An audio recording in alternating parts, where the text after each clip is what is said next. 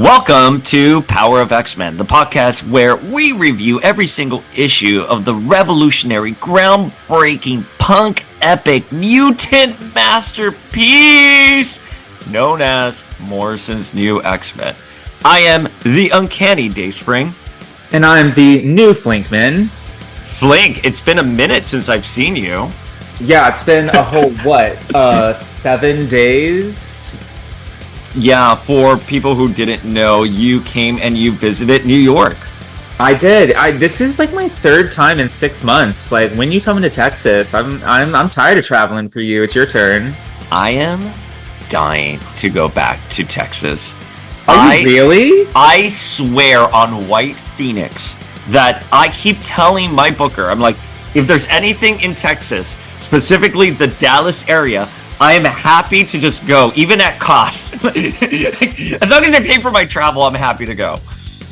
Yeah, you have to be like really specific when you say Texas, because don't forget, it like takes 10 hours to drive completely across the state of Texas. So you need to be pretty specific when you're booking gigs in Texas. But you know, we're open for you anytime.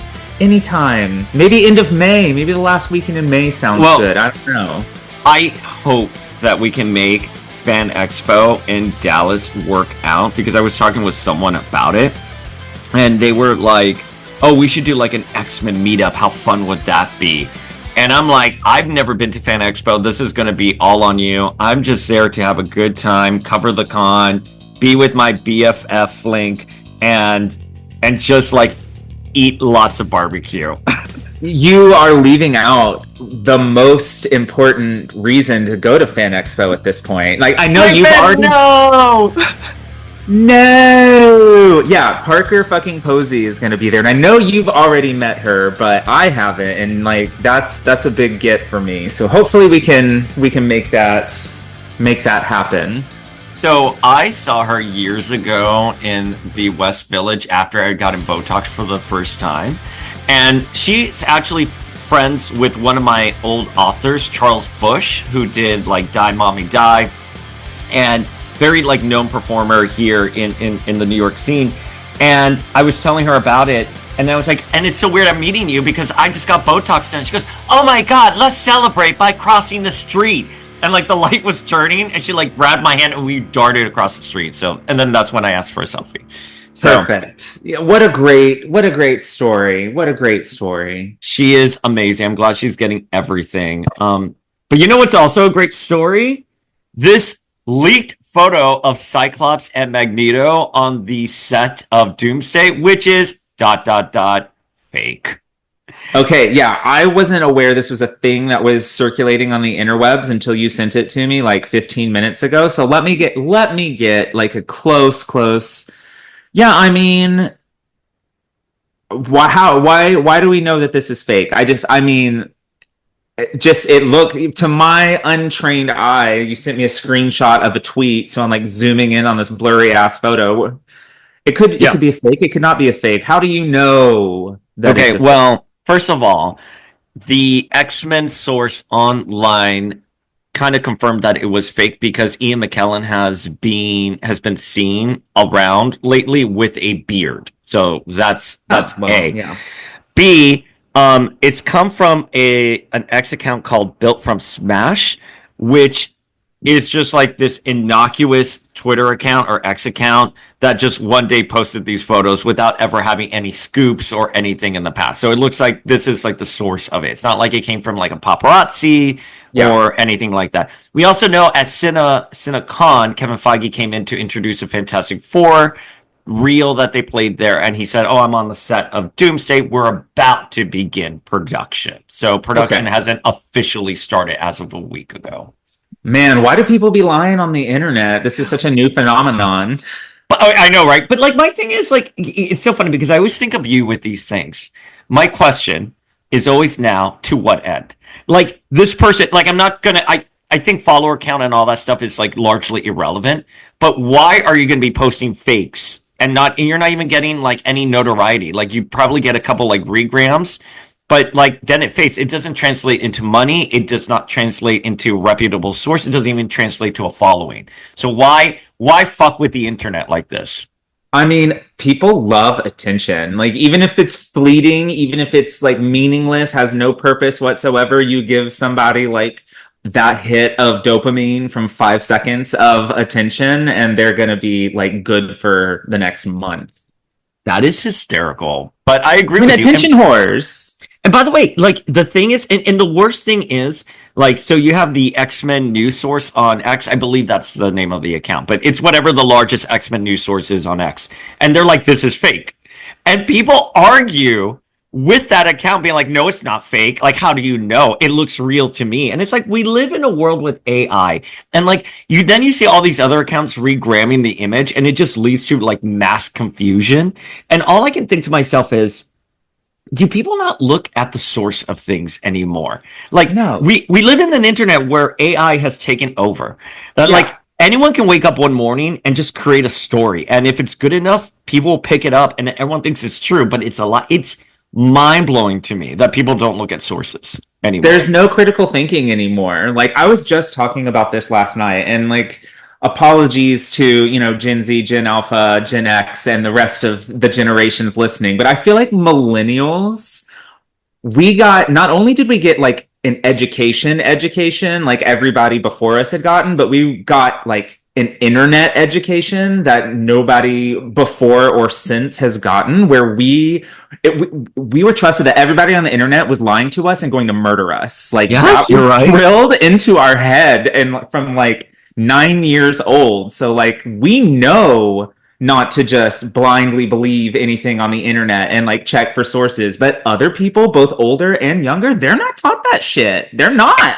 You don't believe someone when you ask their ASL, age, sex, location, because they're lying. Because they Right. lie. And Right. you're right. That is such a valid point that you're bringing up, because I remember Gatti, my mom, would see me talking on the internet when I was a kid. She'd be like, those are all pedophiles. You can't trust anyone. They're gonna murder you. Yeah, they're gonna murder you. She thought Jeff, when I was talking to Jeff, who is my husband, she thought that he was some weirdo 80-year-old man from like Pennsylvania that was gonna like abduct me and sell me into sex trade. But like it was, yeah, I agree with you. We also had something called MLA, which it taught you how to look up your sources. You had to cite things. Cite things. You have to have at least 3 supporting facts. Yes. So I agree. Like I don't think this generation has it, and I think our previous generations, they just did not grow up with that distrust with the internet. No. So I agree with you, but yeah, We there's love also you all. This is a welcoming place for all generations of X. But like, yeah, I think it's disheartening, because I think we're going to have to suffer through a lot of this now going forward, because there will be genuine set photos that you want to post that they're not spoilery, but it's going to be impossible now, because how do you delineate which is real or not? And we had the same problem with Cyclops on the set of Deadpool and Wolverine. It was a completely doctored photo, and everyone was like, no, it's real, and it's all this info, like the short-term memory like fandom has sometimes. It's like we just fought about Cyclops last year. Now we're fighting again about Cyclops. Well, what goes around comes around. I listen. Maybe the solution to this is just a return to going into it completely blind. Just like, don't trust anything, or don't even look at anything, and just go in as blind as possible. I know you can't do that. I know you are literally incapable of doing that. But like, that might be my solution. I don't mind spoilers. I've been looking for spoilers since like 1999 for the Buffy season 3 finale. So I have always I've been spoilery because I like the culture of. I love the speculation. I love the discussion. I love seeing what actors are on set. I like that art of. However, I agree. I think one of the things that was really lovely about something like No Way Home was that there were rumors that all 3 Spider-Men were going to share, the movie together, but no one was certain about it. And you get that spontaneous reaction within the audience. And that's fun. Even if you did know it was coming, it was fun to see it happen. Right. Like I don't mind like knowing like the rumored things, but having like confirmed plot points. And I've always thought it was kind of strange that you were like super casual about actual spoilers because you're somebody who like is really into the storytelling of it all. And I would think that you are somebody who would not want to know what's coming next in a story because does that not I mean, yes, it's still like an experience seeing it in theaters and like with a crowd and like reading it, but doesn't it take away like the of it all for you sometimes? No, for me, it's execution. It's always execution.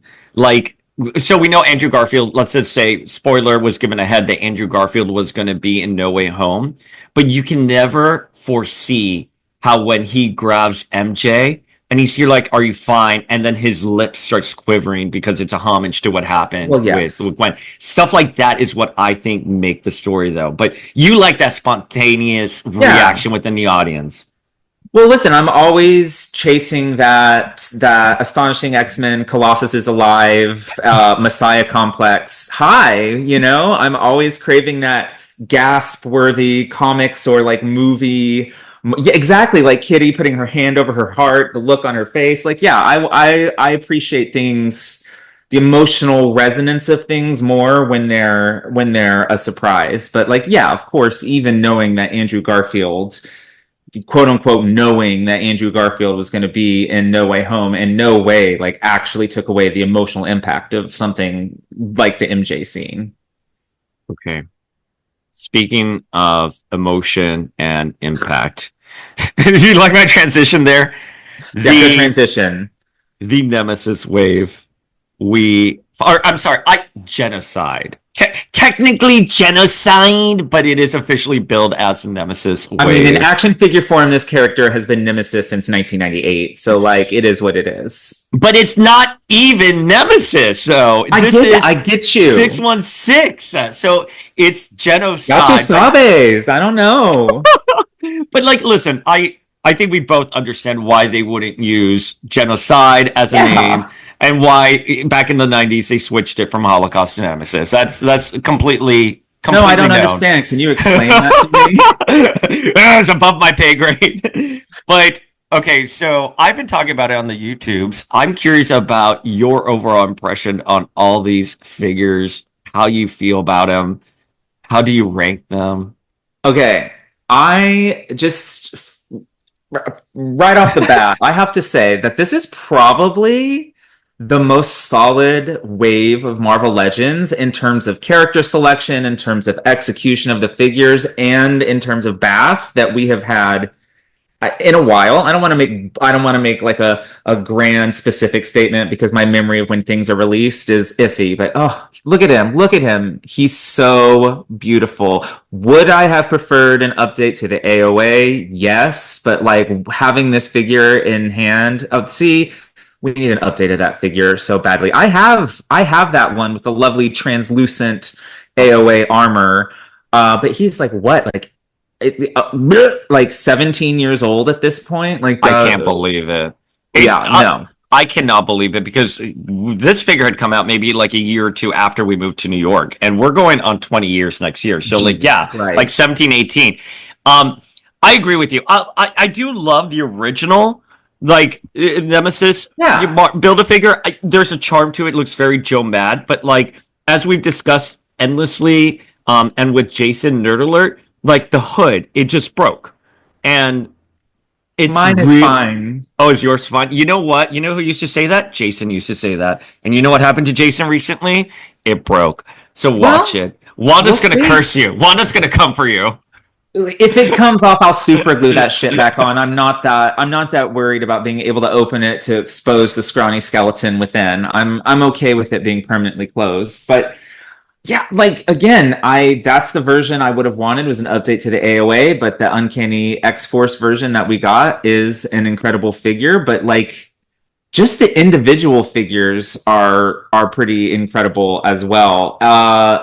They didn't you've said it. I mean, this is ground you've covered on YouTube's before, I'm sure, but they didn't have to go as hard as they did on someone like Husk. She could have been a very easy slap a new head on the Monet body and call it a day. She could have been the cheap figure in the wave, which ultimately Uncanny X-Force Nightcrawler kind of wound up being the cheapie of the wave. Like Husk has like the new torso piece. She has two heads. She has the skin ripping. Like they treated her like the A-lister she is in our hearts.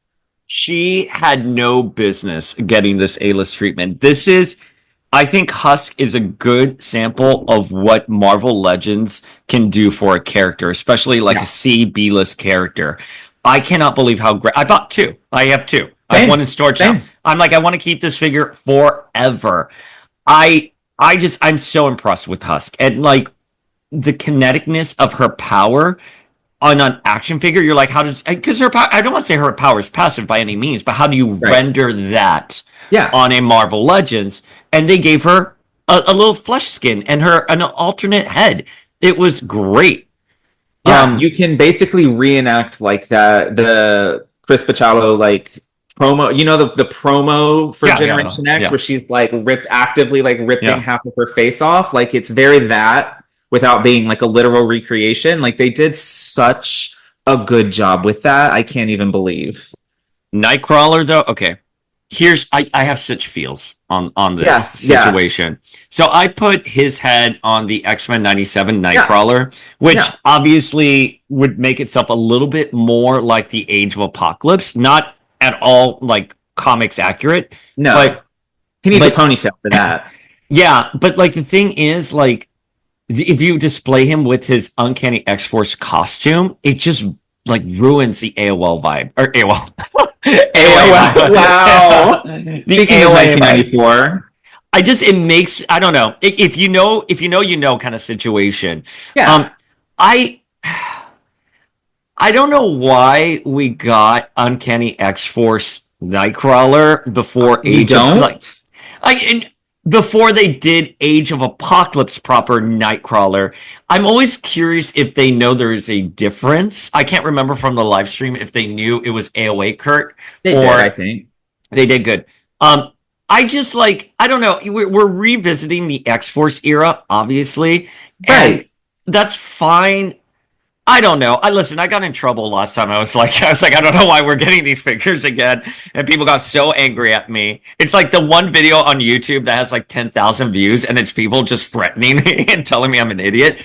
But that's my job. Yeah, I know.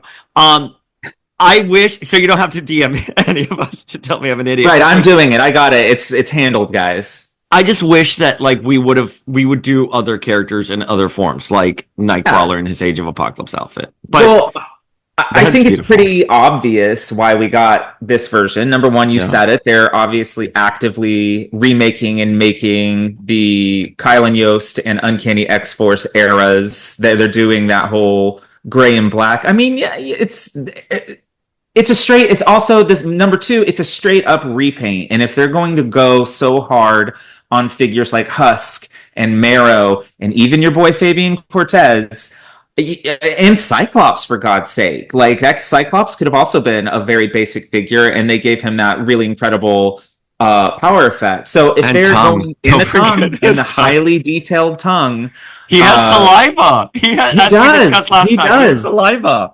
Listen, you can't say that Cyclops has cotton mouth.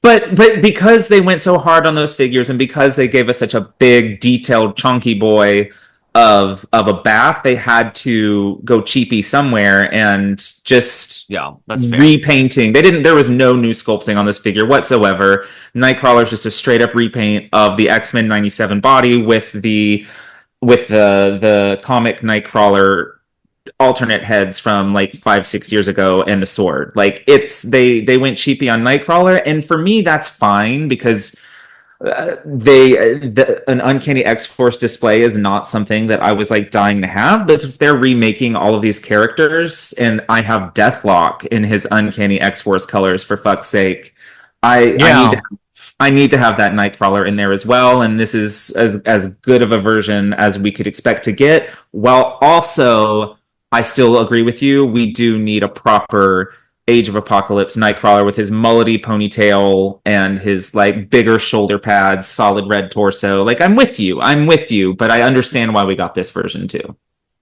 I think another cheap figure was Cyclops. I think the head for Cyclops is great, but if you look at his like deco on his torso and everything, like mine like has a lot of like bleeds. I don't know if you can't, the camera's probably not picking it up, but look at that. Look how cheap like the yellow kind of comes through. It's fine, but Cyclops is definitely lower on my list here. And At least he has his boots.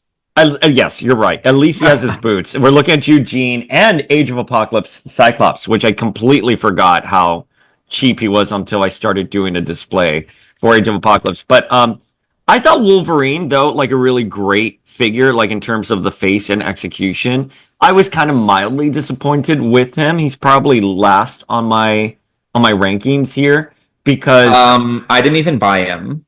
oh my God. It's not like, look at his face. Look at your face. It's not like a bad face, but it's just like, it's a costume that, like, by the way, I know this is so ridiculous because, like, I just forgot, but this was like the costume they were pushing for him across all, like, they were trying to give a consistent look for him. I completely forgot about that.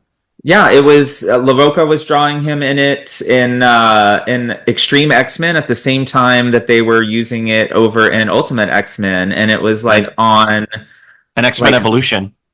Yeah, and they had it on all of like the merchandise at that time. Like remember like Soul Patch Wolverine, where his hair wasn't quite as like spiky, and he had like that horrible soul patch. Yeah, so that costume has like negative connotations kind of for me. But I will say, like, I've had that figure in hand, I've posed him, I've played with him.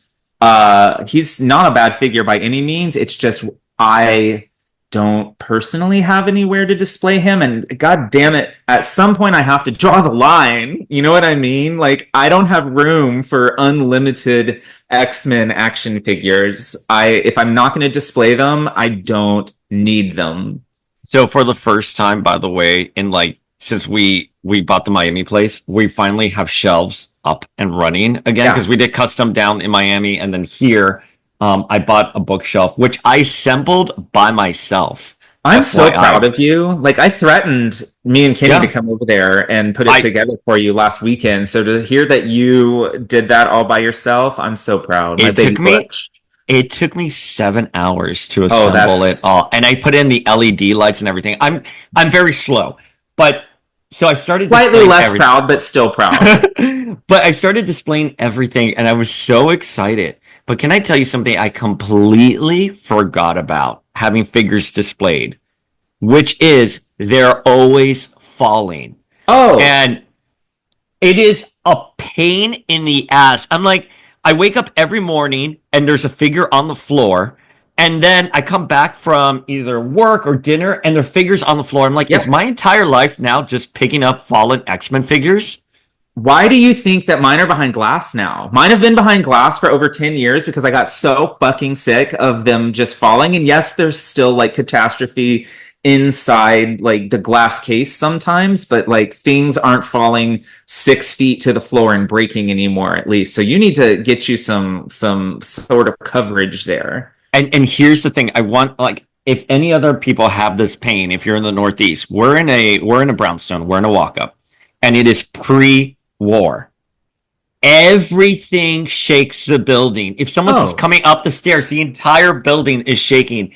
And you know who doesn't like shaking? These Marvel Legends figures. No, not at all. Not at all. By the way, fuck Wild Child, because he just keeps falling.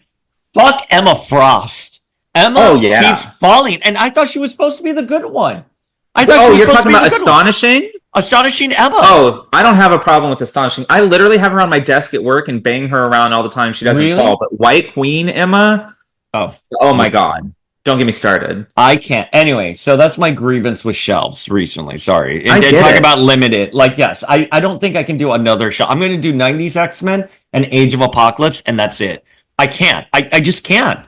That's my entire life. Sorry. I understand. I feel your pain. I used to have my Marvel Legends on, like, I used to have like a 3 like shelf desk. I had my monitor and then 2 shelves like above it, and I used to just have dozens of Marvel Legends in a line across that. Do you know, like, I just move my mouse too or type too hard, and like 30 action figures came crashing down on my head. Ever since then, it's been behind glass. I can't handle that shit. Okay, can I just tell you one thing? And I don't think we've discussed Just this. the one thing though. Just one thing, just one thing. Yeah, we I'm need to just, discuss Marrow. I'm disappointed. I Tell me. am so well because okay, first of all, she needed an alternate head. Like, Oh, absolutely. She needed a crown. why? I mean, Nightcrawler got an alternate head. Cyclops It got already multiple heads. existed. I get that. But like in a wave where like a lot of the figures had multiple heads, the one character who arguably needed it was in fact Mara. And like give her a more maniacal crown or everything like that. I get that they're doing the Marvel versus Capcom, but I was sorely disappointed in that. I mean, I don't think I can say that I was sorely disappointed. It would be nice if she had an alternate head. But in general, I wanted Gene Nation Marrow first anyway. So Fair. this getting this version of Marrow at all was kind of a disappointment. So for like what it is, I thought it was an excellent figure. I think she probably doesn't have God, I'm just here I am with like my cost metric margin data stuff. Yeah, We because love she had that. We love that. because she had all the unique weapons and all of the freshly like molded bones and stuff coming off of her, they probably couldn't cost out an alternate head for her. And whereas they could for Nightcrawler because again, it already existed. It's just a repaint. They're just So repurposing them all. I get it. And a character like Cyclops, we're gonna see that alternate head in like a like a Dave Cockrum, like Dark Phoenix Saga looking Cyclops or John Byrne looking Cyclops here soon enough, I guarantee you. So they're going to get more mileage out of that Cyclops head, whereas a Marrow head, they're going to use the one time and one and done. Oh, you got my boy. What do you think? I found him in Montreal. I Found him in know. Montreal. What And a big like moment for you and the boys. Sean was just so funny. Sean was just like, eh. But Sean, by the way, and he would be angry if I didn't give him the proper credit for this. He had crud on his face. And I Yeah. was like, fuck, man. Like, I'm not going to buy this. And Sean was the one who's like, no, you can probably get it off, BB. But he talked to me like in a way that you would be like, oh, don't worry, little kid. Like, we'll It'll fix be it. fine. Let me pat I was you on like, the head. yes. And then after Sean had to go back to his family, me and Hammy were just day drinking. Well, it wasn't day. We drank for like 13 hours with the Gambit figure in between. Of course. But I think he looks great. I think Gambit looks great. I think he looks great. The one thing that bugs me about him, since you're holding up to the camera and I'm thinking about it, I'll get to the thing that bugs me. That cape, we're going to see that again. That is a Wiccan cape. Agreed. That we will be seeing that on a Wiccan Marvel Legends figure within the next 2 years. I am certain of that. But the one thing that disappoints me is he comes with like a card throwing hand, and he doesn't have anything cards or anything to hold. And I don't think he did actually use cards in the Age of Apocalypse. So like even giving him a card would be wrong. Yeah, But I'm forgetting. I gave I him a felt card. I looked into that. I mean, I'll trust your memory, especially since if you went as far as to give him a card. I think there may be one or two panels vaguely that he has card. I don't remember. I really I don't don't. either. My But God. I really don't. But I think I would have liked him to have been based off of the Tony Daniel art from like Yeah. the first two issues. Yeah. This is clearly Sal LaRocca, which is I love Sal LaRocca. What was I reading yesterday? Oh my God, I was reading the Peter Milligan death issue, Blood of Apocalypse issue. Where Yeah. Gambit becomes death. Yeah. And I'm like, you know what? The art here, Sal LaRocca is gorgeous. But, I You would get have preferred. I get it. I would have preferred Tony Dane. Thank you for completing my sentence there because I was like, I don't want to sound like I'm ragging, but like it's such a minor, stupid note because like it's so clear that Hasbro in the last couple waves is really focused on specific artists and drawing inspiration from a specific artist in lieu of like just the more general looks that we have gotten. Right. And I can appreciate that. But then when they do that, you do kind of want it to be the version you think of when you think of that character. Even if they execute it well, I think you can still be let down because it's not how I pictured it, even if it is 100% accurate to the Salvador LaRocca version. It's gorgeous. It's a gorgeous figure. That one is truly gorgeous, but the best one. Yeah. His Cortez is not the best one, but that's fine. Okay. I think in terms of overall, Husk gets it. Husk Yes, gets it for me 100%. She's number one. overall. She's number one. But in terms of like, I think sculpting and just beauty, I'm giving it to Cortez. Sorry. I don't disagree. He's a much nicer figure than I was expecting. I don't so much. I was waiting for you to disagree. Jesus Christ, it's no fun if you agree. Oh my god, he's fucking stupid. Who asked for this shit? I fucking hate him. No, I hate you so much. His cape is red in the comics, and they gave him a purple cape, and that's so fucking stupid. Why would they do that? And what the hell are the flame effects for? He doesn't have flame powers. This is the dumbest figure I've ever seen in my entire life. Yes, How about that? Yes. No, Okay, but that's not how I really feel. I know. He's a good figure, and I love him. But I acknowledge that Husk is the better, like, overall packaged figure. She's the only one I'm going to buy two of. I'm fully obsessed with her. Although Fabian did wind up kind of, I mean, not like he's in the front of my villains display at this point. He's hanging out with Omega Red, Strife, and Onslaught, holding it down for the 90s corner of my display. And he looks nice. He can't have his fire effects because, again, why does he have a fire effect? But also, he's too close to Pyro in my display, so they can't have the same fire effect. I want the upstarts. I hope we get the upstarts. I think they're obviously going for acolytes, but can you imagine if we got like a Fitzroy? Oh my god, no. So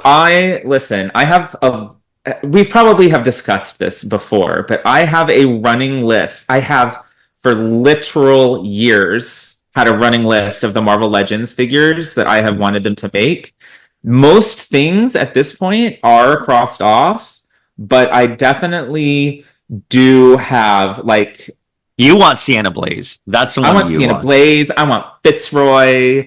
I want Game Master. Like I want all of it. I even want like Gideon.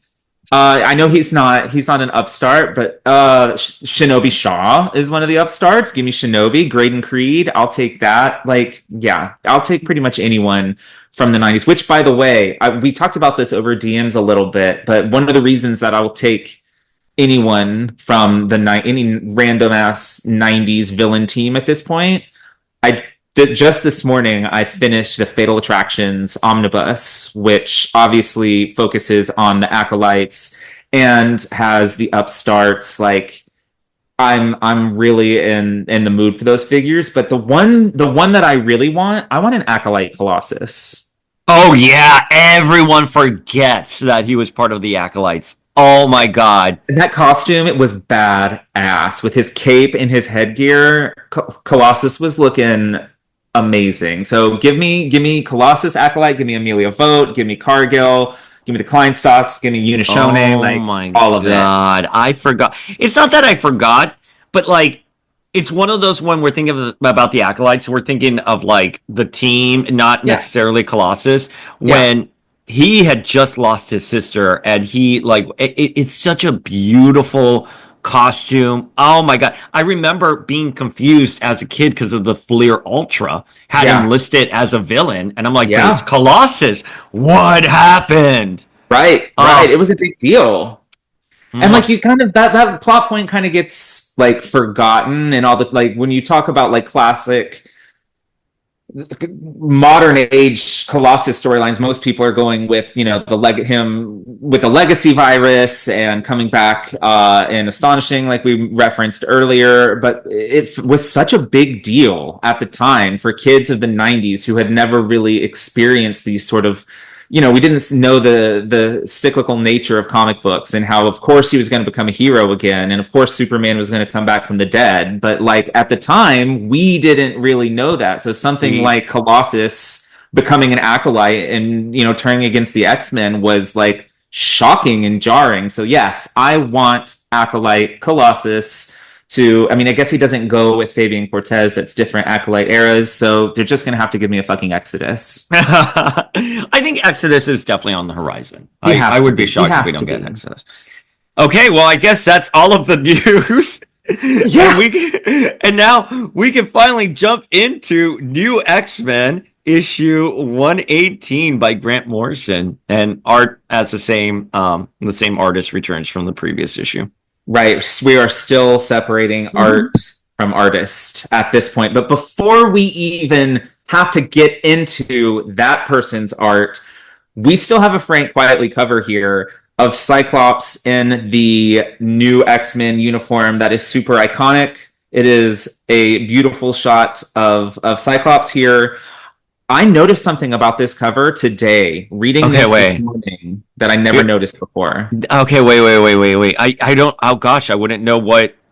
Tell me. I wanted to see if I could guess it, but I don't know. Like the metal spikes on the X's on his elbows on the jacket. I have never noticed the costume detail, but like the rivets or spikes or something. Yeah. I've never noticed that before. I mean, it's just like a teeny tiny little thing, but I've never paid attention. This is where Quietly excels. It's in the teeny tiny little things. This is why when people dismiss Quietly's art as just being ugly, I'm just like, you're missing the point here. You know what I mean? Like, and it's just even the lines of the costume underneath. Yes. It's just like, again, the stuff that you were talking about with the rivets here on the shoulder, on the elbow pads.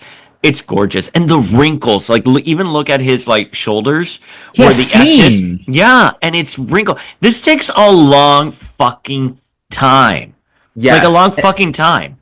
Just like the details in the gloves, like this might it looks leather. Like it does. It might just be a pinup of Cyclops, in a pose we've seen him do a million times before for this cover, but don't sleep on these details. They are here. This is a beautiful cover. This is probably my definitive image of Cyclops in this costume, even if I only just noticed the fucking elbow pads. But whatever. That's the beauty of this art. There's so many details in it that it takes you 25 years to notice some of them.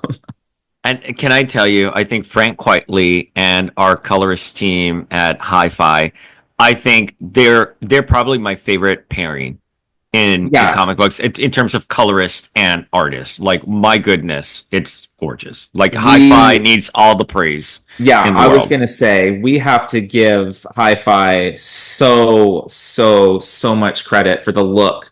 Like, I never really thought about it before until we were talking about the colors of this, or the details of that, or it's so beautiful. And every time we go back and we like, well, who colored it? And it's always, every single time, it's Hi-Fi. So like they're here. I'm pretty sure they do the art for the color for the interior as well. They do. So like they are the consistent part of the art, I think, for this run so far. I think they have done all of the coloring. So like even when the actual penciler and inker are changing, the colors of this have remained the same, and it's kind of the through line through it all so far. And I really appreciate their work. Sorry for rambling about that. No, don't. We love you. We're gonna track them down, and we're gonna get them on here, like, because they are amazing. But yeah, so this issue, Grant Morrison, Frank Quietly, sadly not here, and I think that's just unfortunate because Quietly really has set the vibe for New X-Men, and he is very much missed. But shall we dive into the issue? Let's do it. Okay, so it kicks off with a young man in, I guess it's a school auditorium. Yeah. And he had just shot someone, and he's basically holding a copy of The Third Species, and he's saying that, like, does anyone want to call me a geek? Does anyone want to mock me for my anime and my DVDs? Like, well, does anyone? And then he talks about his high school bully, who is Arthur Swift, who is this athletic jock who was secretly in the closet, but he was also a mutant. And he took out his eyeballs because he's been reading John Sublime's The Third Species, and he's sort of bought into the propaganda that now he too can be a mutant. And he wants to put the eyeballs in himself. And he says, no girl in the hall will be safe from my X-ray vision. And then he is shot by the police.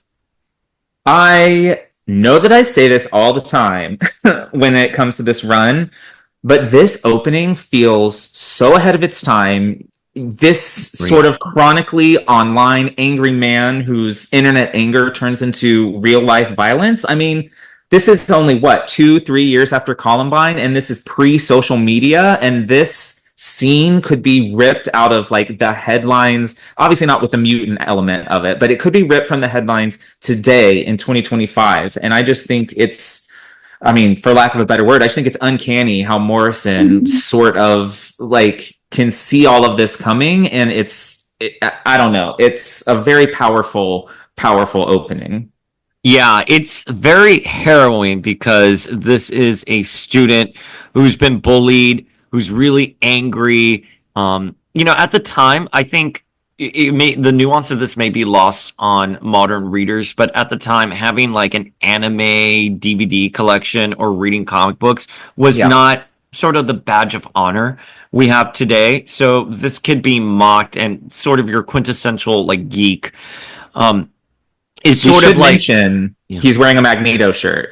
Oh, is he wearing the Magneto shirt? But it doesn't say Magneto was right No, we're yet. not there yet. We're not there yet. We're not there yet. But one of the other things to mention, because this is the infamous sex issue, where the word sex is hidden throughout the entire issue. And our first glimpse of it is when the student is holding the third species book and the smoke next to him and right by his elbow, you see SE and then I guess the X kind of forms on his like the shadow of his sleeve. But What the fuck? did I you know didn't that? know this. What? Really? I had no idea that this was a thing. No, you're joking. No, I'm not fucking joking. I thought you were trolling me. Really? No, I had no idea. And I've Oh, looked at multiple pages of original art from this fucking issue at this point. What the fuck are you saying to me? You have to point out all of them, 'cause I'm now I need to really know. so shocked by this. I am so shocked. No, I'm not 12 years old. I'm sorry. I it's don't. not. No, I'm surprised that you don't know this. This is the infamous, like, okay, so the Okay, artist, maybe I did, but I the don't know. artist, I'm old. this is one of these things. It's like no one knows how or why this is. I think it's because of the underlying tones of the sexual tension between Scott and Emma. Obviously, what happens in the issue with the crowd where Emma pushes everyone's happy buttons. John's sublime, but the word sex is hidden in the art everywhere throughout this issue. And I think you're the giving it way artist, too much credit. well, no, what this is, there's a whole page on UncannyXmen.net. No, I that pulls up. believe that it's a thing, Oh. but I think that the artist is just a juvenile, but you're giving So him too much credit. the artist has said that this is coincidence, which it's not, as we're going to continue to point out. There is conversation. Was it Morrison who instructed? It's never been confirmed why it's there, but it's there. But the artist has said on message boards back in the early aughts that it's just a coincidence when it in fact is Sure. not. So, like, look right here. Like, So right that makes there. me think more. Yeah, it's definitely there. Yeah. But that makes me think that Morrison had nothing to do with it. If the artist is just like, oh, it's just a fucking coincidence, like, bruh, I don't believe you. Yeah, I don't know, but yeah, so this is like readers and listeners at home. If you find more than we're talking about here, go comb through every panel of this issue. But yeah, the word sex is hidden throughout this entire That's issue. fucking crazy. Yeah. And again, I could have known this, but a lot has happened between now and the message boards. Yeah, I'm just shocked. I just thought it's one of those things where like You thought I was when an X-Men fan. No, never. Not, no. I think because the reason why I did not mention it when we were sort of planning this episode was I just thought in the back end we would talk about it. Yeah, well, Revelations. I'm just like so shocked right now. Oh my goodness. But you see, here's the thing though. Here's the thing. More to discover as you go through the series. And I'm sure you're going to bring up tidbits and stuff like that that I didn't even know about. But yeah. Well, that's what we're doing here. So after this poor guy, well, he's not a poor guy, he's a dick, he's a murderer. After this guy, what was his name even? Does it even say? I forgot his name. If he has I don't know. he's dead. Yeah, He's dead. he got shot through the head. So after he gets shot through the head, we go to another of the series' epic double splash title pages. This time it's just a shot of the full team with Xavier in the background. But we move from that straight on to a news broadcast where we have two broadcasters talking about Martha Johansson, who they're calling a runaway, but we will find out soon enough is not that. And Jean saying she can see into the heads of every newsreader on the planet. Everyone is talking about us, which is evident in the first panel of the page with a few different word balloons with a couple of different mutant-related headlines being read. And yeah, so we see that Jean is in Cerebra, monitoring all of this before she telepathically speaks with Wolverine, who is on his motorcycle in Wyoming for a purpose that will be made clear to us soon.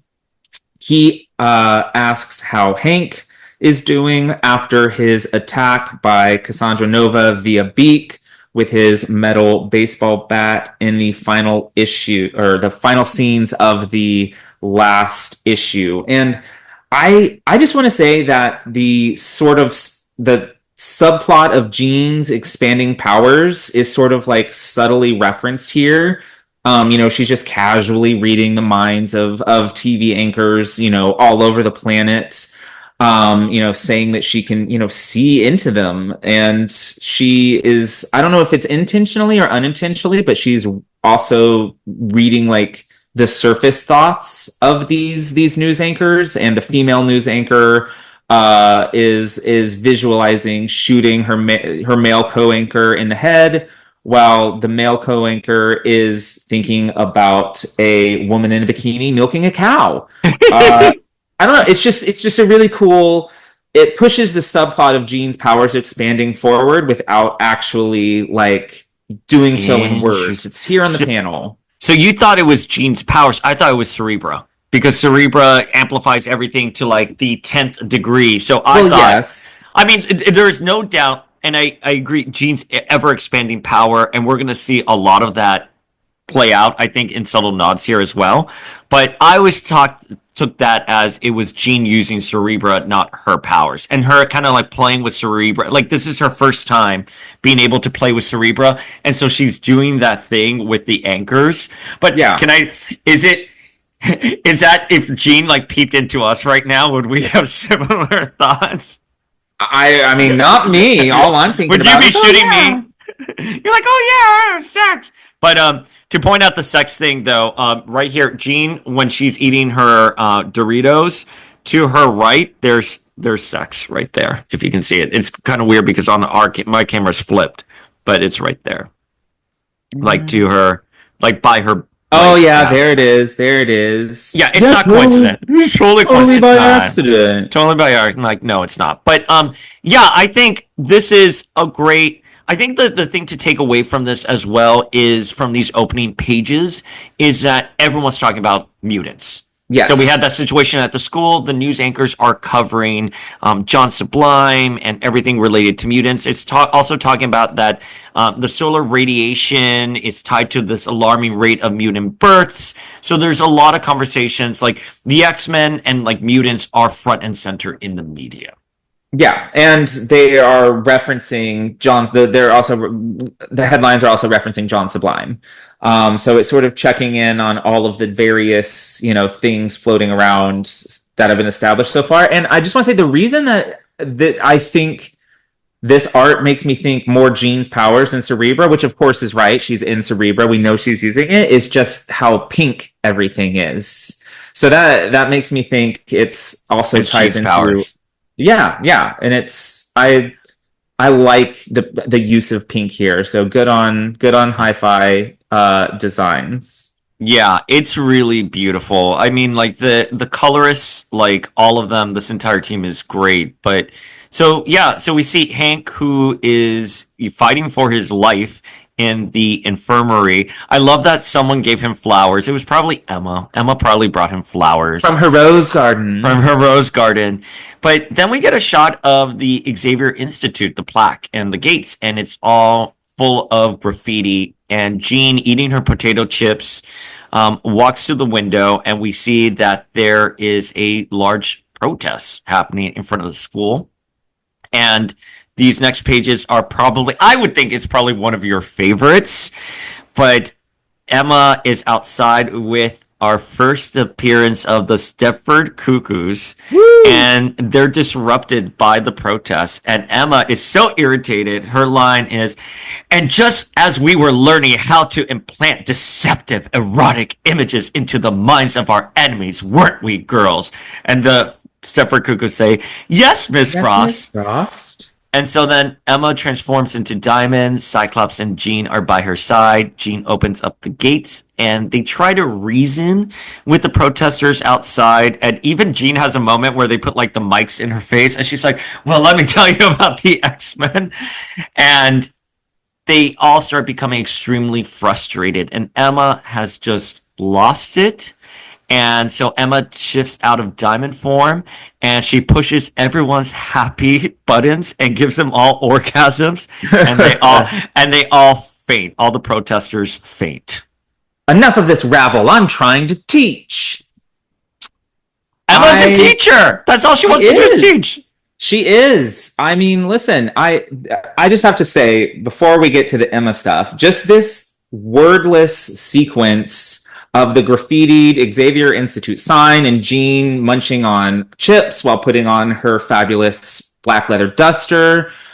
It goes pretty hard. It doesn't need to go as hard as it does, but it's just like a wonderfully detailed set of panels that just sort of takes a beat to like kind of, after showing you, you know, from my perspective, showing you Jean's incredible power, it just takes a few beats to remind you that she's human. You know, it shows her literally eating chips and preparing herself to like taking a breath before she has to go out and confront these mob. It's just always nice to be kind of reminded that these people are, they're people, they're characters, they're real. They need moments to get their shit together too.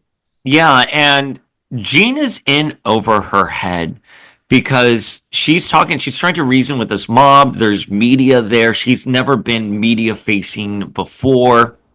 And they're asking her questions about like, what are the X-Men? And it was really interesting because she gives this line, this is a school. The X-Men is a volunteer rescue and emergency organization. And rescue and emergency is a line that would come later down in Morrison's story here. So let's pin that for a lot of issues down the road. But it really shows that Jean doesn't know what she's necessarily doing. Yeah. And she's struggling with herself, with her humanity. Like she, at one point, the artist shows Jean kind of like smiling once the mic is first on her. But as the mob starts screaming at her and she's becoming frustrated and they're like, go home. And she's like, what do you mean go home? I've lived here since I was a kid. I am home. Right. And you can tell that Jean just gets furious. So I love this moment. It's a very humanizing moment for Jean. I really like this whole section of the issue. Like the page with the first appearance of the Stepford Cuckoos. We actually auctioned that at Heritage a few weeks back, and I got to see it up close. And I didn't buy it. I thought about it. I'm shocked you didn't. Oh well, yeah. I'm sorry. Yeah, there's a pretty good reason. Yeah. But I'm sorry, I forgot. It has the first appearance of the Cuckoos, and it's the first time we ever see Emma actively transitioning into her diamond form. Plus the shot of Jean in the final panel. That's when I picture new X-Men Jean, this is exactly what I picture, just with the long black leather duster. It was the image that UncannyXmen.net used for this costume on like their Jean character spotlight. I don't know, just the final panel on that page of them exiting the gate. It's just a really good shot of what I consider to be like the book's three leads. I agree. Listen, so Jeff, every time we go through like sliding doors or anything, he puts his hand out like that as Jean. It is an iconic moment. This is an iconic scene in New X-Men. And to point out also the sex imagery there in Jean's hair. Oh my God, there it is. Yeah. There it is. Like SE and then the X like on her elbow. Wow. What a child. I can't handle that. And there are other places too here that we can like obviously like also here. I don't really see it, but UncannyXmen.net says there's another one right here where she's eating the Doritos. There's something right there that forms the SEX. But yeah, and I think Jean is really great in the scene. As I said, I think obviously the star of the scene is Emma. It's the first Of appearance of the course. Stepford Cuckoos. They are all different. They're I was not gonna say, all is the there twins. something different? Yeah, and we talked about this before because we went back and forth. Maybe they were on steps, and that's what would account for their different height. However, they're in the driveway. They're all, for all intents and purposes, on even ground. And they have So different hairstyles. they all have different hairstyles. They're all wearing the same like schoolgirl costume, And they all have their glowing eyes, but they're all different heights, and they have with different different hairstyles. hair. Yeah. Yeah, I mean, I assume that was a mistake because they're going to be very quickly, they're all going to be very uniform. So, and them gaining different hairstyles and becoming individuals factored majorly into the Bendis era yeah. of Uncanny X-Men. But this, I think, is just the artist making a mistake, possibly. Yeah, and I think Emma here, I really appreciate her frustration because she just wants to teach. And it is such a brilliant line that Morrison writes where Emma says, I push their bliss buttons, Jean. They'll wake up utterly ashamed of themselves. Don't say another word. I Ah, love I love this scene for Emma and Jean. I think the differences between them are just like completely laid bare in just a few panels. Like Jean wants to talk it out and convince the humans that, oh hey, we're not what you think what you think we are, while Emma just doesn't give a fuck. She's there to teach. Her students are being disturbed, and she's got the means to push their bliss buttons, flood their basements, and stop them. So she's going to. And she yeah. does. And this adds to the tension between Jean, Scott, and Emma. Yes. And, to play devil's advocate, why there's an undertone of sex here, because I would dare say that maybe even Cyclops likes Emma's approach better than Jean. And Jean wrestles with that because Jean really wanted to do that. We'll discuss later on. I just found a sex. I just found a Uh, sex. is it? Yeah, right there. Yeah, there it is. On the Yeah, protester yeah, sign, go home yeah. beauties. The S is red, and then the sign next to it says X-Men with an EX. It spells Yeah. sex. Wow, look, I did that all on my own. Are you so proud of me? I am so proud of you. But yeah, it's all there. Again, that's why it's like when you don't patronize the read. My biggest thing is don't patronize me. Don't be like, Right. oh, it's a coincidence. It's not a coincidence. You drew it. Like just own Right. it. Right. And Especially knowing who you are now. yeah. We get it. We get it. But jumping back to the art, parked out front of the Yes. X Mansion amongst the protesters is a giant human ambulance. Like it says human on the side of it, and I'm just like, can they not see it? Is it psi shielded? Because like two of the most capable telepaths in the world are standing right there, and they're like not picking up any vibes. Like, would the media have not seen it and want to like ask them their thoughts on it? I don't, that Yeah, just it kind of is feels like a weird. whoopsie. It's a Yeah. whoopsie to me. It doesn't make sense that the media, given how popular John Sublime and the conversation surrounding the third species and human, that there wouldn't be like, oh, and the human are here.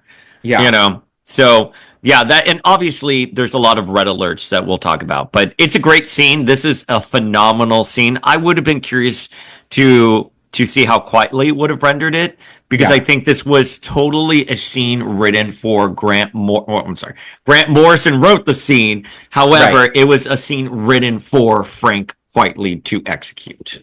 Right. I mean, there's like setting up that there's going to be a human confrontation at the mansion, and then there's just like laying it bare like that, and like yeah, that just feels like a mistake to me.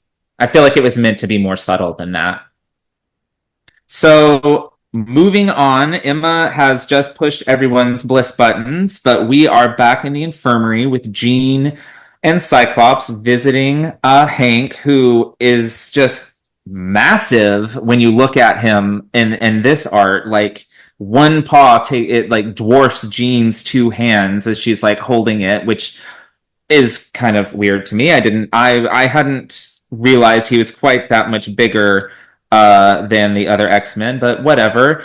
So the news with John Sublime is in the background. Jean says she's left it on, hoping that Hank's hatred of CNN coverage shocks him out of his coverage or out of his coma, which we have that hatred of CNN coverage in common. So yeah, they're like asking, why is everything going crazy? Why did somebody hurt Hank? Why are these human doing this? It establishes that everybody at the mansion, everybody in the place has the flu. So people are not feeling well, which is something that will come into play in a major way soon.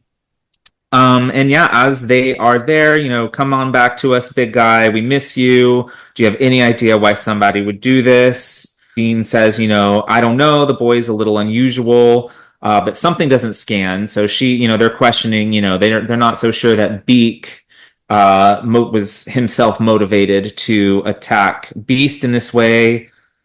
And so as they're doing that, there's Magneto again, the same image of Magneto that was on the shooter's shirt at the beginning of the issue. They're saying, the news is saying he's become a best-selling T-shirt, a hero to America's disenfranchised youth. The two X-Men, they briefly say that they can't believe it before Jean, she says Magneto on lunchboxes. Like, wow, who would have seen that coming? Speaking of not seeing things coming, Jean may be seeing something coming here.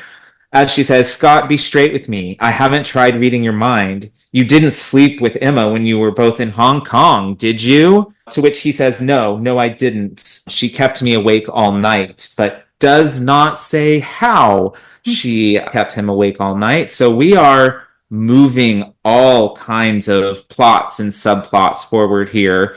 We're establishing that the X-Men are sick. We're establishing that Magneto is becoming a symbol to the disenfranchised youth. We have the Emma, Scott, and Jean love triangle being pushed here. So again, just a couple pages, but a lot is happening here. Morrison is a fantastic writer. And again, anyone who will come and be like, oh, new X-Men, I hated that era, the art's ugly, needs to sit down and read everything panel for panel. And that's the only time I'll ever be aggressive and angry about that. So when people say they don't like new X-Men, I'm like, you may not care for it, but there is so much artistry in it. I'm okay, just to pull on a couple of your threads, I'm okay with Hank being that big. And I agree with you that, like, I never envisioned him that big under Quietly. However, seeing Jean holding his paw and it's her two hands does make me realize this is why Hank was having such a difficult time readjusting. Yeah. He has to relearn how to write. So one of the first times I actually do feel the levity of his situation. I feel for Jean in this moment because one of her best friends is in a coma. A student did this. She's looking at the media, and their sworn enemy is now on lunchboxes, and people are saying Magneto was right.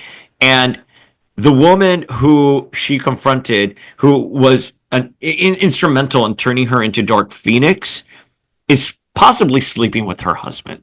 Yeah. And she's not even reading Scott's mind, right? She's like purposely staying away from it. This tells me that Jean is very human in this situation, which is an ongoing thing with Jean struggling with her humanity. But I don't know. Again, I think there's so much unpacking in the scene. And obviously the scene is buttoned by Hank drawing using his finger. He's not completely comatose. He's not completely absent. He's drawing like an X on the sheets. As they are talking about Beak attacking him, he is trying to tell his friends who really attacked him. And that was a subtle detail that I did not notice on my first few reads of this issue. I mean, I've known for a while now. It wasn't new to me today. But it just little plot points like that embedded. And again, you're right. This is, it is just 2 pages, but there's a lot going on with Jean here. I mean, her first words on this page is, even I wanted to do what Emma did, but it was wrong, wasn't it? And I mean, that is not something I think the old Jean would have questioned, but it just sort of just sees her sort of coming around to the idea that this is a new world and the X-Men might have to operate differently than before, because the old loyal disciple of Xavier, she wouldn't question something like that. So just more subtle nudges that these characters, and especially Jean, are changing and evolving, and it's just really, brilliant, brilliant work. There's a school of thought out there, and I believe it could have been Morrison. We'll get to it when we get to it. But Morrison, I want to say, and don't quote me 100% on it, gave a Wizard magazine interview stating, we're talking about Jean and Emma, and that Jean was the kinkier one than Emma. Because Jean would wear lingerie as part of her dark side, join the Hellfire Club, indulge in this. However, Emma does it because Emma wants to get ahead. Emma's a businesswoman. Yeah. She would manipulate. Emma's not necessarily I hate to talk like this, but Emma's not necessarily getting off on that. Whereas with Jean, she relishes that. So seeing that Jean in this moment is like, well, I wanted to do what Emma did, but it's wrong, isn't it? Again, goes to show the dichotomy going within Jean, presenting herself as a perfect pupil of Xavier when she probably has darker undertones. Whereas Emma is like, I just want to teach. Get the fuck out of here. You know what I mean? Get out of here. I pushed her happy buttons, not because Emma, for any other reason, just wants to get back to her lesson. Yeah, absolutely. It's just brilliant writing. It's brilliant writing. It's just brilliant writing that we just don't see today. No offense to anyone. No offense to the laundry list of X-writers currently publishing X-Men comics. But so we move from the infirmary to a rather harrowing scene. We have a new young female character in tears as she is getting beat by her father, a stepfather, who knows, father, calling her dirty, saying things smell like a chemical toilet, you're sick, as she's screaming, there's nothing wrong with me, when clearly there is. Her back is covered in bumps and is like steaming a little bit. But she's 14 years old. She'll get this child molester locked up. He's yelling at her, beating her with a belt, as her mom is saying, she's not what you think. She's not yours. She's not even yours. As he continues to say, horrible things like, you think I'd want to molest a damn mutant? That line made me want to throw up. Not because it was written in there, but like that's how despicable this person is. Yeah. And you can tell, and because we live in the age of social media, people say the foulest things, and that's something I'm like, to piggyback off of everything you've always said, like this could be written today and it would try. Yes. This could be a tweet. You think I'd want to molest a damn you? That would be a comment on a Facebook thread. Yeah, it would. And there's a lot of talk about the terrible backgrounds the students at the Xavier Institute come from. But here we actually see it happening. And there is a lot of trauma across these few pages. I mean, we're talking physical abuse, verbal abuse, sexual abuse. This character, who we now, of course, isn't named here, but we know is Angel Salvador, she has it rough, and we want her to escape this life for something better. So seeing her flee into the forest and curling up in a ball on a rock, just like praying, "Oh God, Jesus, I'm not a mutant. Please, Jesus, don't make me a mutant." This is really visceral stuff that we are not really used to outright seeing with the Xavier students. Yeah, and I think the fluidity of the pages where she wakes up and it's this beautiful green, lush, sunny day, and the U-Men are right there and they're calling her a freak.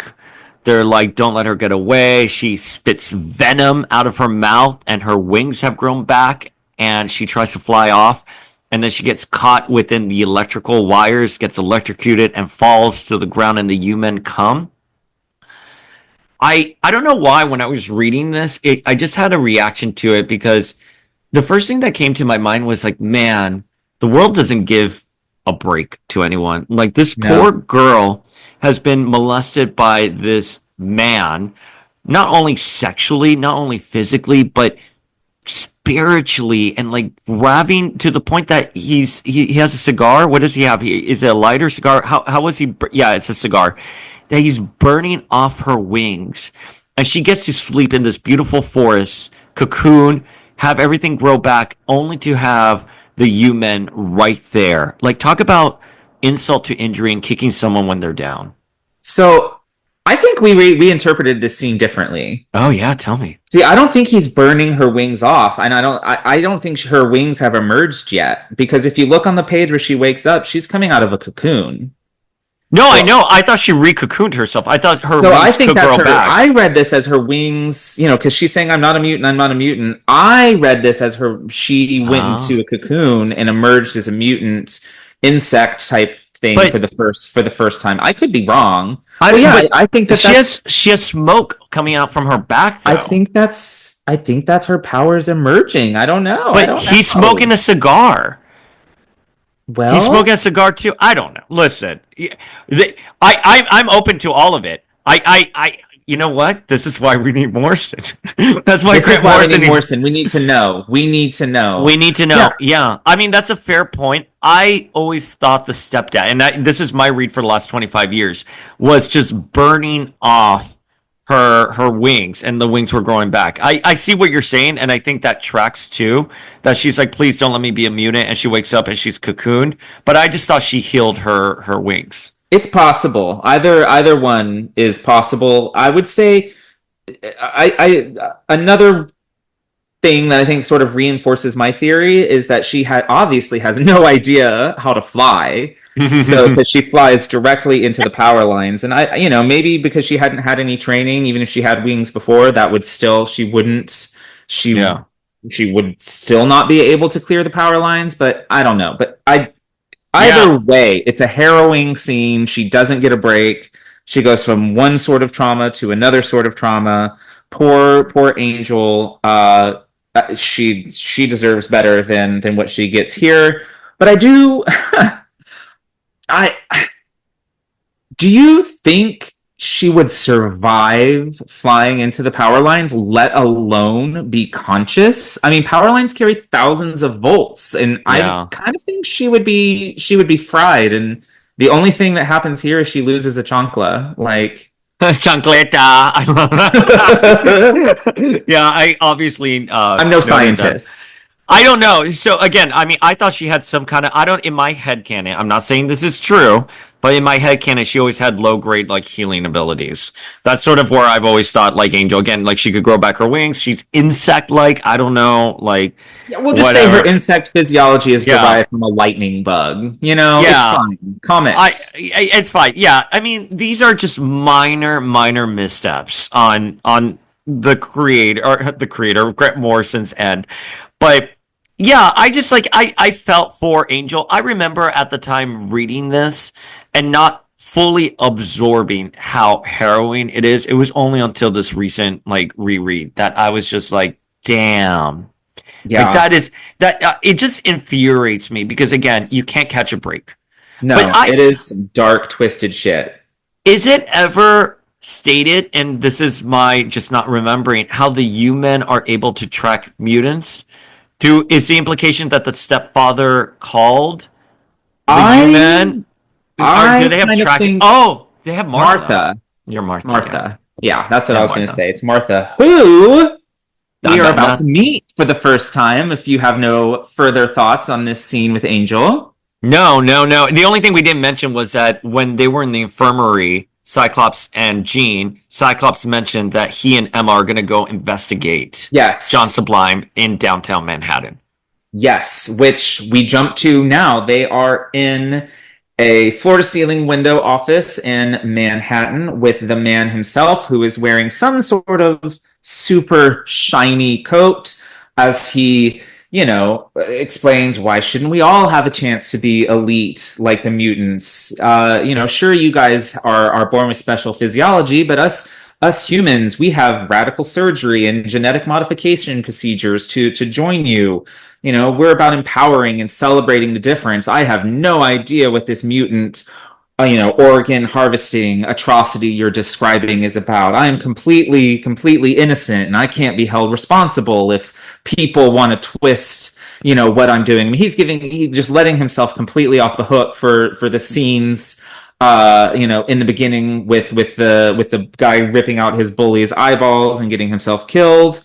He is saying he has nothing to do with that, of course, which Emma doesn't buy for a second and says, "Oh, stop wasting my time. We closed down your Hong Kong operation and we intend to close you down, you greasy little stain of a man." Just really good stuff from Emma as usual, as John Sublime opens a drawer in his desk, unbeknownst to our two X-Men here, and we see a brain in a jar, basically, with a bunch of different needles sticking into it, which we eventually learn that's Martha Johansson making her first quote unquote appearance here. And it's clear that he is using Martha's telepathy to cloak or to confuse Cyclops and Emma, because the human sneak up behind them as Emma finishes talking shit and delivers a fist to her face. Oh, yeah, that's a rough panel. Like, her eyes roll back, and that human, like, it looks like he has, like, not brass, but like metal knuckles, Yeah, and just clocks her. right in the face. Of course, he breaks her nose. Cyclops leaps up to help her, but there's something in his head preventing him. He's forced to sit down as John Sublime pulls out Martha Johansson's brain and is subduing the X-Men again, saying, "I had to defend myself. You were trying to kill me. That's what I'll tell the police." And then he, ends that with a closing threat of, "Your mutant school will make a fine organ farm supplying the limitless needs of my third species." So, that's not Rogue Human in the ambulance outside of the Xavier Institute. John Sublime has clearly sent them there to harvest the students, but that would be a good place to close the issue. But no, there's more, and unfortunately, it's more abuse for Angel Salvador. But there is hope, because Logan arrives to the van that has Angel, and Jean has been guiding him, and the final page of the issue are the U-Men surrounding Angel. She's struggling, and Wolverine saying, "Son of a," opens up the van and pops his claws, and lightning crackling in the background.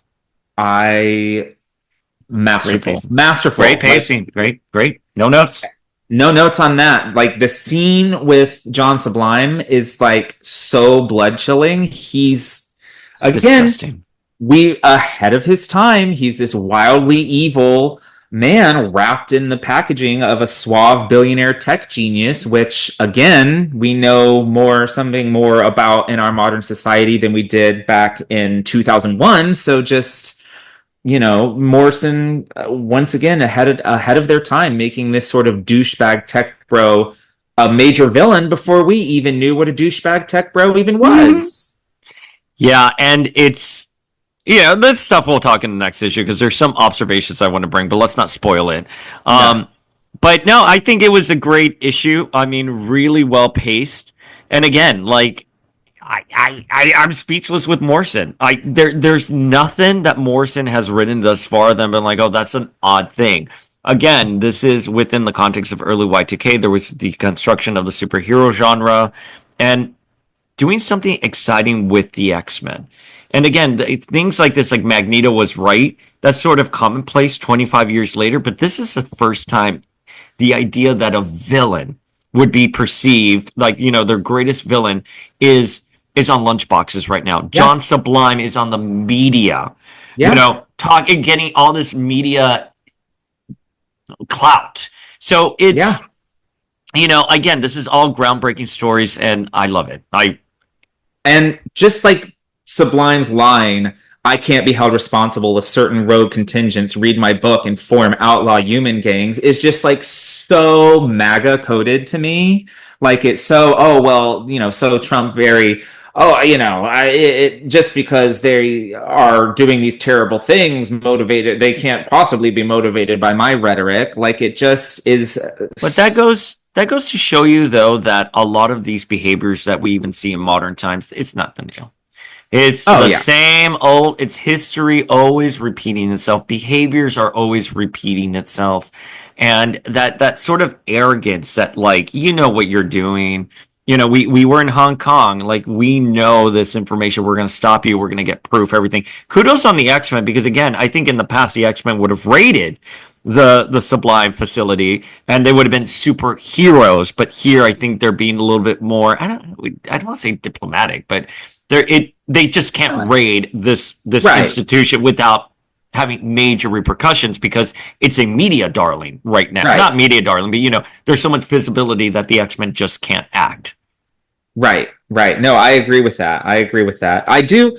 So on these closing pages, I do want to point out something in the art that is, I again, doing my best not to compliment the artist here, but can we talk about the shiny blue orb in John Sublime's office? It's just like Oh a piece yeah. of modern art. It's not Yeah. anything important or relevant to the story whatsoever, but just the way that it's used throughout the scene to reflect distorted images of the characters.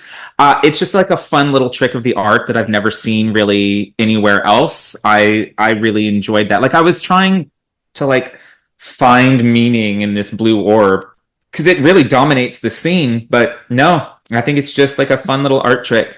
Yeah, but it also lends itself to the right how they used to do in the 1960s Batman, where the camera would be at an angle, a different angle to show like villainy and stuff like that. That's exactly here. I agree with you. I mean, it's so funny because I did zoom in on the shot of Emma and her distorted face.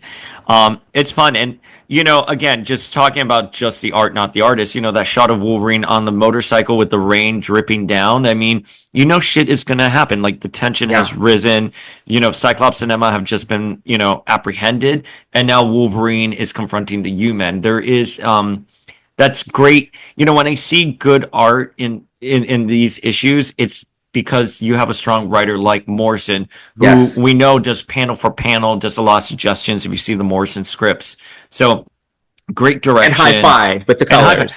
I'm telling you, high five for me is I keep saying high five. High five for me is we're tracking them down and we're gonna have a conversation because they just nailed it. I have no notes on the coloring and the writing. It is absolutely uncanny. Yeah, and it's obvious. Like you couldn't even pull off this effect without the color, this mirrored effect of the I'm gonna call it the art pop ball, without the coloring. And I mean, I guess my final kind of thought on the issue here is that the X-Men are just so lucky that Emma Frost has lowered herself to be a part of their ranks. She is just completely no nonsense throughout this issue, and she is exactly what the 21st century X-Men really needed, as is set up here, but will become even more clear in future stories by other writers. And if you want to know why Emma Frost has become one of the most popular characters to emerge in the 21st century, the seeds of that are planted here. Yeah, well, I keep thinking like what would have happened if Emma wasn't there to push everyone's bliss buttons? Jean would have ended up like looking really terribly on CNN, like stuttering, being like, I don't know what's going on here, and like someone throwing something at her and her probably having to use her power. She may have gone Dark Phoenix, though. I wonder if that is like fan fiction there. I don't think Jean at this point would not incinerate everyone. But no, Jean, but Emma's protecting the optics. Yeah, Jean just is not media trained. That will come up later. But Jean just wouldn't have handled it like well. It would have ended badly. Emma saved the day in that scene, and it's again a kind of God, Emma, we love you. Really great issue. No notes. I'm trying to think if there's anything else we need to discuss. We're going on 2 hours. A big surprise. Shocker. I was like, we'll just record for an hour. We'll just record for 1 hour. We have feels. Familia. Always and forever. Go get your new X-Men Omnibus. Read it on the Marvel Unlimited app. Go to your local comic book store and get the back issues. Pick up the trades from your local. Like, just do it. So this weekend, I'm going to be at Lady J's Mutant and Proud convention in Philadelphia. I am so excited. I'm going to be hosting a panel with Guy and Holly, Sunspot and Jubilee, and it's always so much fun. Lady J, can I tell you how much I love Lady J? Not only is her cosplay always so much fun and great, but she truly cares about bringing people together Yeah.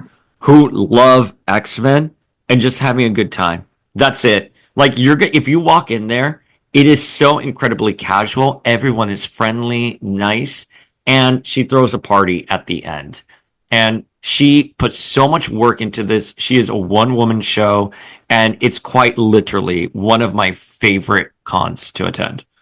I love somebody that uses their cosplay like that to really build, not to just dress up and look cool, but to really build a community and a venue for people to display their passion for the X-Men. It's the fan community needs more people who, want to use their platforms for expanding the umbrella for the who we bring in to the community. And I think she does a really great job of that. She's great. I love her so much. I can't believe it's already been a year since the last one. She is so great. Familia, Lady J, Beauty and Proud. If you're not coming this weekend, you're not coming, but look at it for next year. She is the OG. She started this years ago. X-Men specific. Literally, she's great. Love her so much. I hope you have a blast. All right, you can hit me up at Power of X-Men on Instagram. You can hit me up at Flinkman on the IG. And we'll see you next time. Bye, guys.